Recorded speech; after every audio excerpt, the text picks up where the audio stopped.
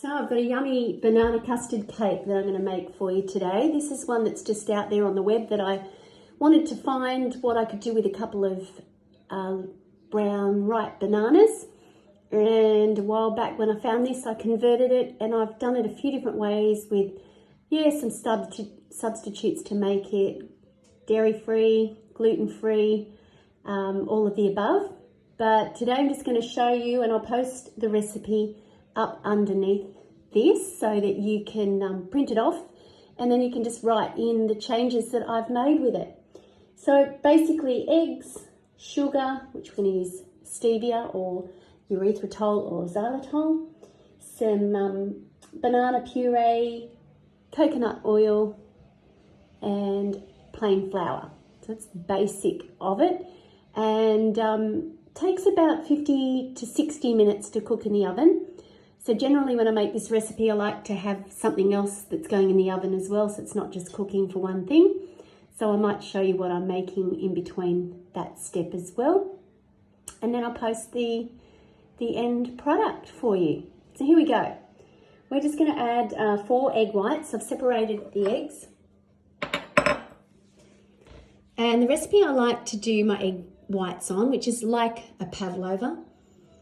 For those of you who've got a Thermomix, this is one way to beat your eggs and get a great fluff up, and it's the fruity dream recipe. It starts off with beating an egg.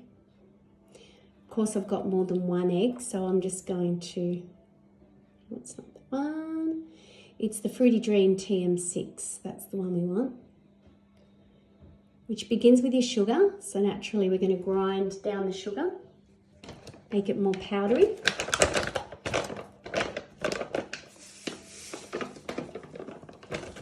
So because I'm putting in 4 eggs, I'm going to do the quantity of one lot of sugar substitute, so probably 60 or 80. Yeah, look, don't even need that. Use that up. So there are 57 grams.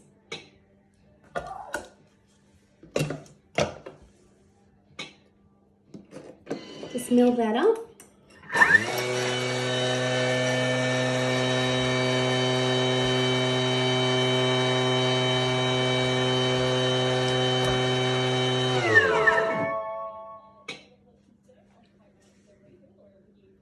It's just to make it more into a finer consistency.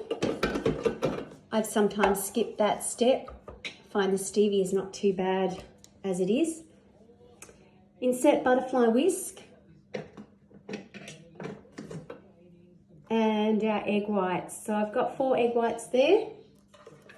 Key to this is definitely having room temperature eggs.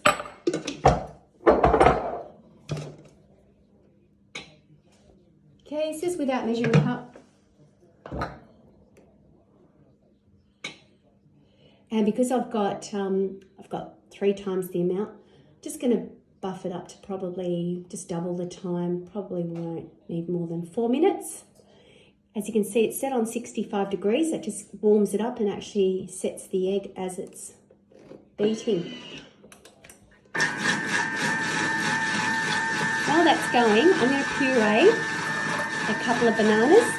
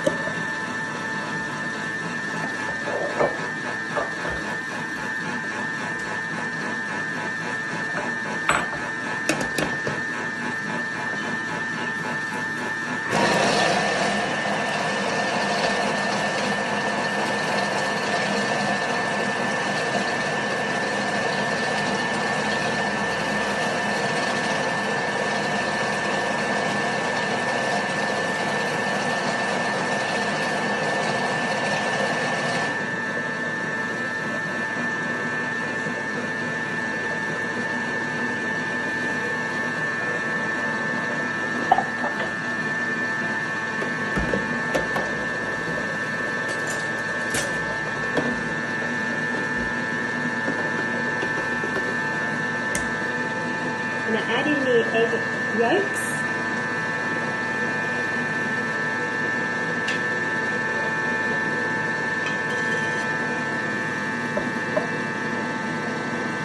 The recipe calls for 125 grams of butter. I'm going to use coconut oil, and it's great for those who want to reduce the dairy in this recipe.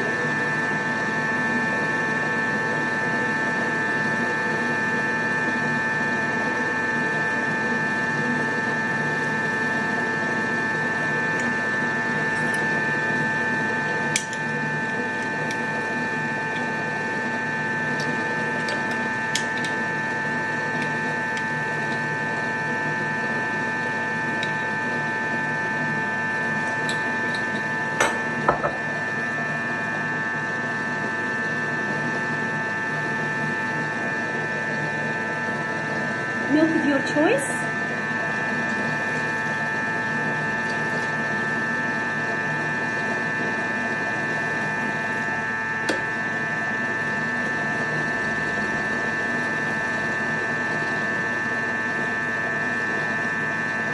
That's 2 cups there.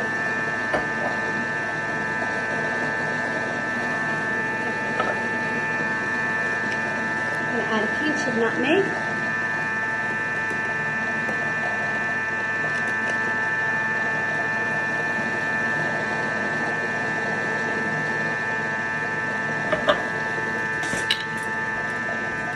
A little bit of vanilla paste.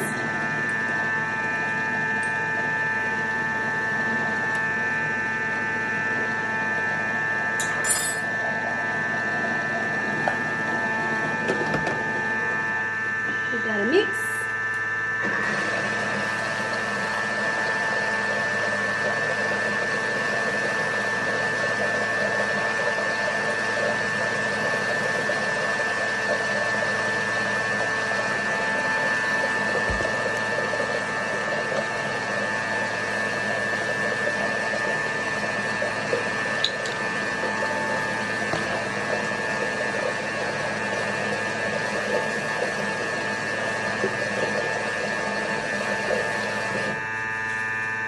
Okay, so what we want is 3/4 cup of flour. So I've just got this plain flour, plain gluten-free flour, which I got from Aldi. I've used coconut flour and I've used arrowroot flour as a substitute. So 3/4 cup, look, we can measure it in. I know each flour slightly varies. You're looking at around about 80 grams for 3/4 cup. And we're just going to give that a mix. Mix the flour. Is that egg white?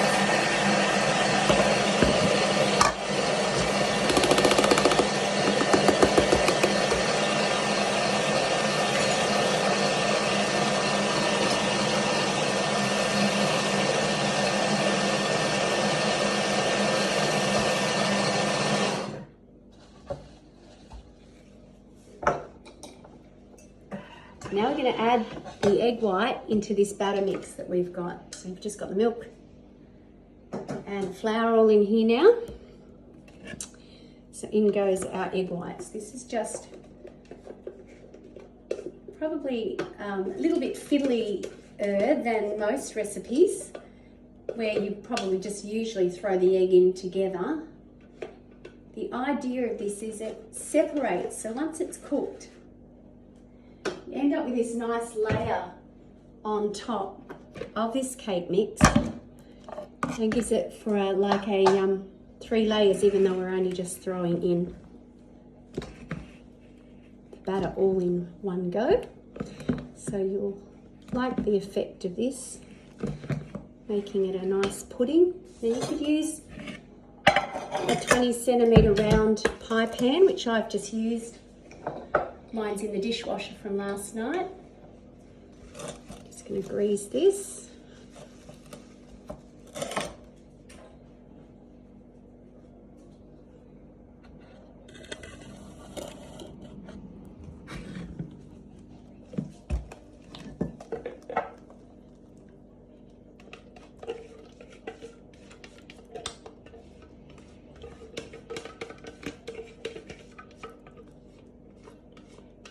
quite a nice combination of cake and custard. So it is just called the banana custard cake. And I was going to make some banana custard, and when I originally found this recipe I thought, oh, but I feel more like a cake. So this is what you get. Combine the both. Top it with a bit of cinnamon. Now the cake original recipe's got some rum in it, so you can put a bit of a kick in it like that. I suppose you put a bit of brandy if you want to, but I'm really about the spices at the moment, so I'm going to laden that with some cinnamon. Great, powerful spice if you want to spice up your life. We've been mixing a tablespoon of cinnamon with a tablespoon of honey every night and taking that this week, and my husband and I both feel like it has definitely helped us sleep deeper and better. So great, high on the ORAC scale, high antioxidants. We know the power of cinnamon for blood sugars as well. Great for people that are diabetic, so get your cinnamon on.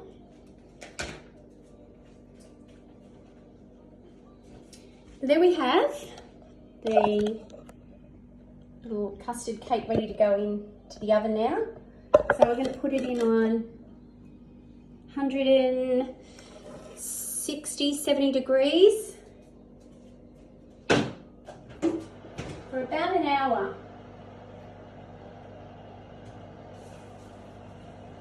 Now it does start to brown up quite quickly, so you might like to put a bit of foil on top, otherwise you can reduce the oven and just cook it for a bit longer. So I do cook on 160 for 50, 60 minutes.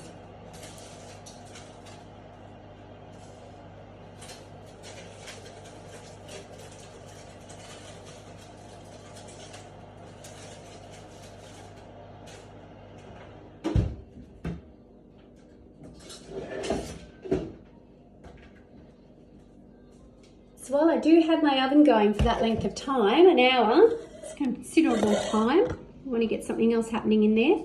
I love to make my crackers, so I'm just going to show you my quick cracker recipe using 2 ingredients, and that is flax seeds and salt. Just incredible. Well, 3 ingredients if you want to include the water, but most people don't include water. Cancel that recipe. Pop in 2 cups of flax. I usually like the golden flax, but they're hard to get at the moment, so I've been just buying these ones from Coles for easy access. Do like a couple of the other brands that are organic that I get as well. Usually get 2 lots of crackers out of that one mix.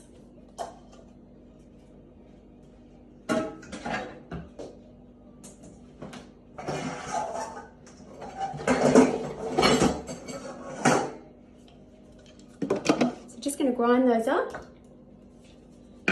into flax meal. That takes about 10 seconds.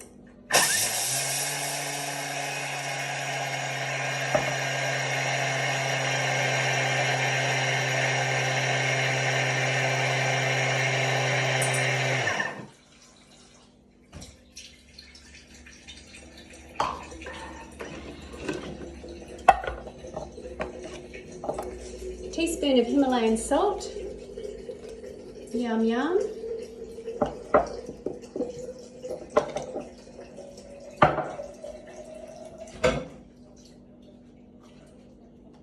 Then we want just about a cup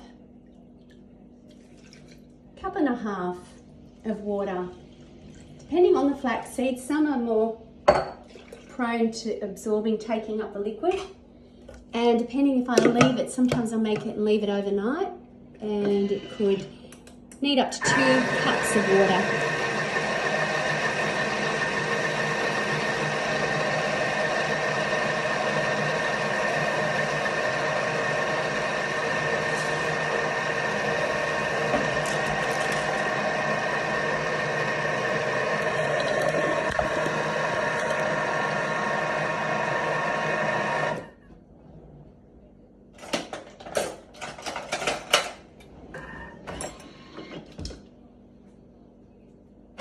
So you got that? 2 cups of flax, 1.5 cups of water and a teaspoon of salt.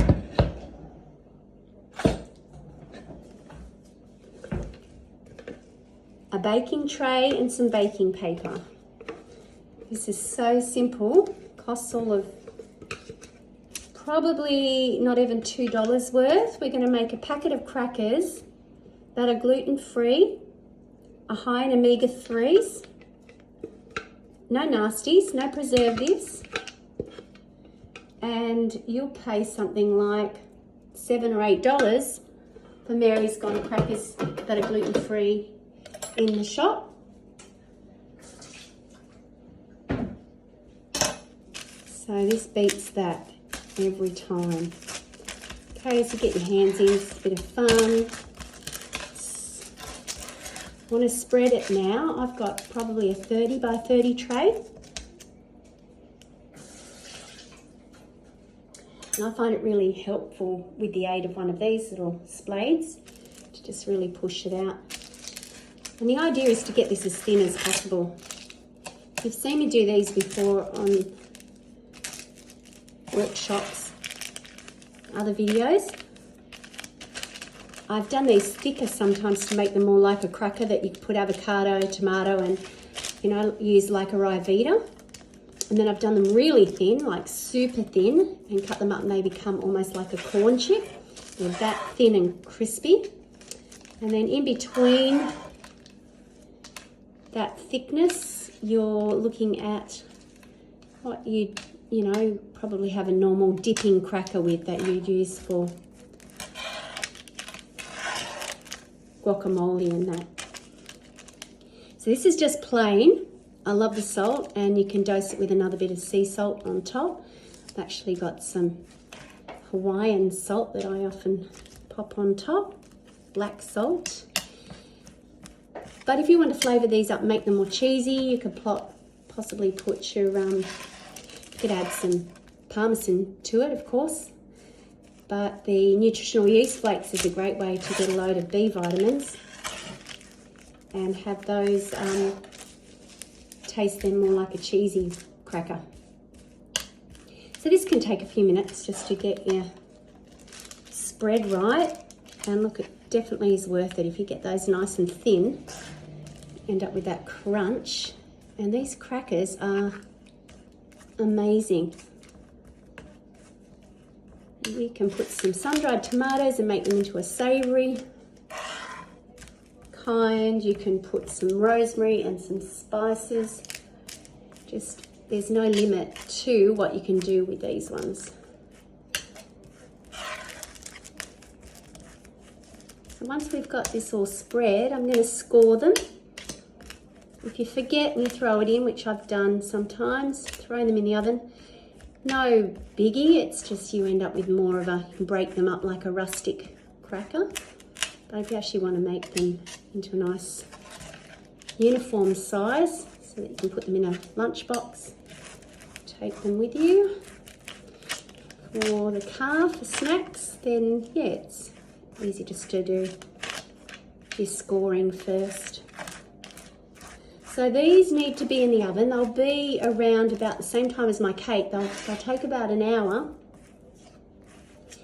But what I'll do after 20 minutes, I'll just check on them. I might turn the tray around and then I'll flip it. So once it starts to dry out on the top, I'll give it the flip, pull off the baking paper, give another 20 minutes, and then I'll actually break them up, put them back in, and just see to it that the inside pieces are put on the outer edge, because what you're wanting to make is a real crunchy cracker so that you can stick them in an airtight jar and they won't go off. They just need to be completely dry, like a biscuit.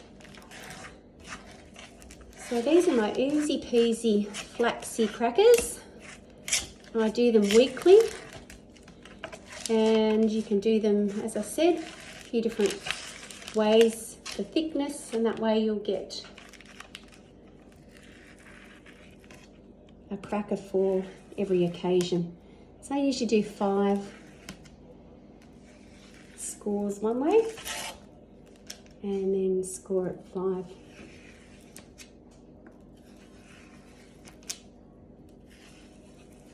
I've even thrown a cup of sauerkraut in this. It does change up the dynamic a little bit. End up with a bit more. Have to go across 2 trays, and made that a fermented cracker and put these in my dehydrator instead of the oven. That way you get the benefit of all the good bacteria that's in your sauerkraut. So there we have it, my easy peasy crackers. They're going to go in the oven with the other, cooked together, so make the most of whenever my oven's on. It might not be on a couple times a week, and when I do, it's just make sure that everything's in there that can be cooked up, prepared for the week at hand. So I'll post the recipe. It's called banana custard cake, and you could give that a try. Get your ingredients, most of the things you could have. Give that a try over the next few days and let me know what you think of it. Have a great day.